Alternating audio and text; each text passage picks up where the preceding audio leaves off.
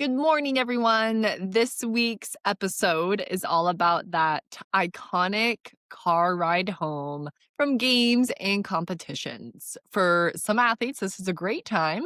And for some, even just the thought of it can literally cause them to start playing safe and scared in the middle of the game because they are so worried about what their parents are going to say to them afterwards. If your athlete knows that the car ride home will be a recap of every mistake they made, it becomes a big distraction during the game. So instead of focusing on the next play, they might be thinking, oh my gosh, what's mom and dad going to say about that? And so then before long, they start playing safe just to avoid making mistakes because they're afraid of letting you down. And it's this vicious cycle. So the car ride home is very important because it is a crossroads moment. It's when your athlete decides how they are going to respond to certain challenges.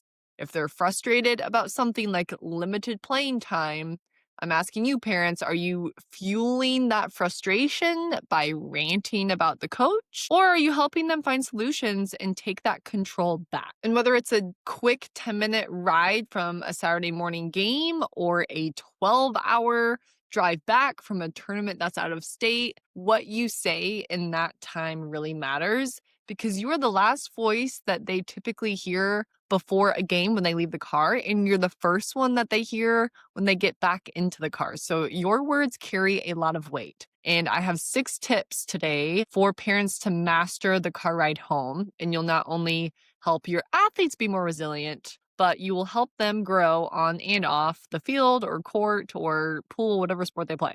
So this episode is directed for sport parents. Although if you are an athlete, I think it would be cool to still listen in and evaluate how your parents approach the car ride home. And I know I have some retired athletes who listen to this podcast as well. And it's never too early to educate yourself on good parenting habits. So hopping right into tip number 1 here.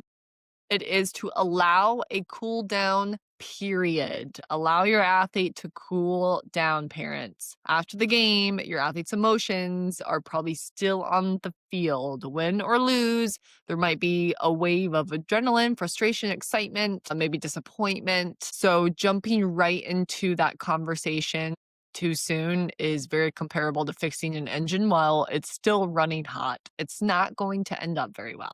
So allow them to have 20 to 30 minutes to cool down. Let them vent without adding more fuel to the fire, or it's okay to just sit in silence without forcing words as well. And don't feel like you are ignoring your athletes. It's giving them the space that they need to really reset. And then when the heat is gone, the heart tends to be a little bit more open. And that's when real productive conversations can start to happen. So tip number 1, allow a cool down period.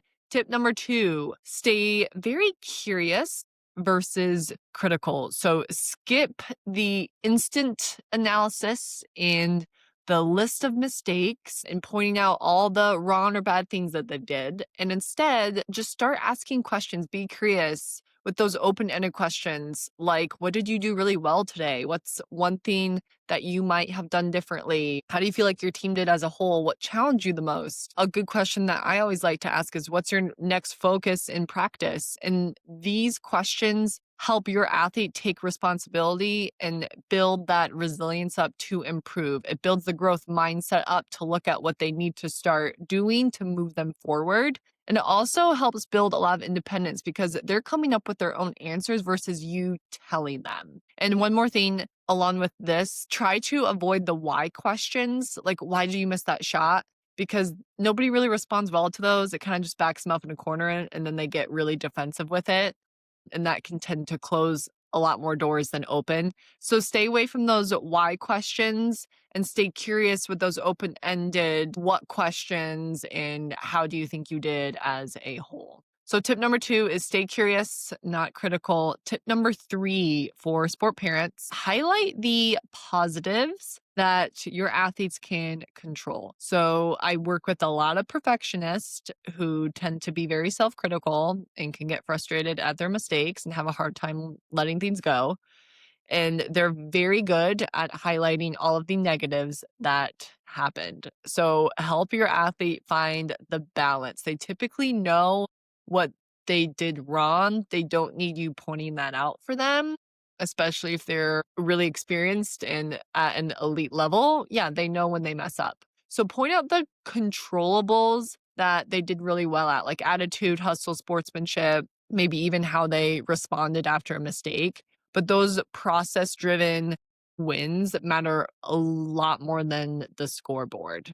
It builds habits, good confidence. These process driven reflections and compliments help to build those habits so they continue to do them, build strong confidence. And this is the kind of mindset that will carry them through the victories and the setbacks. So tip number 3 is to highlight the positives that they can control. Tip number 4, help your athlete switch out of that athlete mode. And this ties back to that huge athletic identity piece. Sports is something that they do, it's not who they are. So when that final whistle blows, help them start to transition into other areas of their life. The go-to question that I tell all my parents to ask their athletes is, where do you want to go eat? If you're at a tournament playing something fun that's not related to their sport, go do some team bonding, take them to a different restaurant, explore the city that you're in. But either way, whether they win or they lose, remind them that they're a person first, athlete second. Maybe you're helping them plan something fun to do with their friends, but you are helping them get out of athlete mode.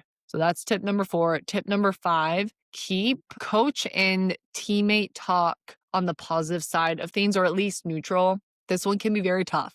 I understand, especially if you do not love their coach or some of their teammates. You might have very strong opinions about a coach's behavior, decisions, or teammates' behavior, but airing those frustrations out in front of your athlete really tells them that it's okay for them to do the same. And before you know it, they're building a habit of blaming other things versus taking ownership and asking themselves, well, what can I control and what can I do about this? So let them vent, but just listen without kind of piling it back on. And then what you want to do is start steering them towards more solutions. Let's say if they didn't start that day, then maybe you're acknowledging that I know coach didn't start you. What can you do to earn that spot back? Or hey, maybe you need to go have a conversation with coach after next practice. Are you comfortable doing that? Can I help you word that? For teammates, maybe their teammates were yelling at them after they made a mistake. Sometimes teammates can get very competitive and invested. So maybe your response to this is, I know your teammate yelled at you after that mistake. What can you do next time so it doesn't affect your next play? So with that question, you're taking it back to their focus and helping them see that, well, you give your attention to things don't get your attention. So how can you make sure that your teammates aren't taking away that good, awesome attention and attitude that you tend to have?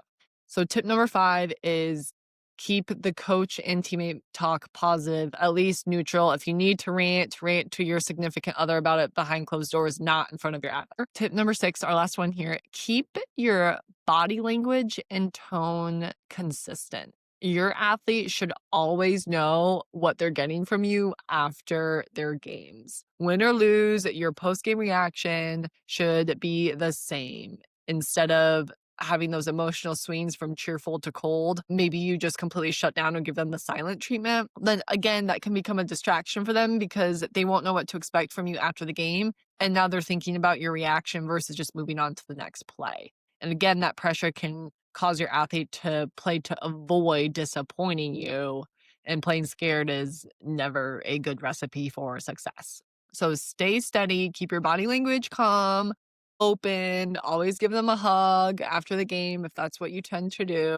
And again, respect that cool down period that usually helps your athlete, but it could help you as well. You never want to make your athlete feel like your love and respect is riding on the outcome of their performance though, because then they're just going to tie a whole lot of self-worth into that. And again, another reason to start playing to avoid making mistakes or avoid disappointing you. And I give you all these tips, but I understand that each family is very unique and each family navigates these challenges very differently. So if you want more specific personalized help on navigating situations like the car ride home with your family, or maybe you guys need to work on communication, maybe you're a parent who also coaches and you need to help balance that role out, I'm here to help. Visit my website, rootedsportspsychcoach.com, or feel free to email me, Georgia at rootedsportspsychcoach.com. Thanks for tuning in, you all, and we will see you next week.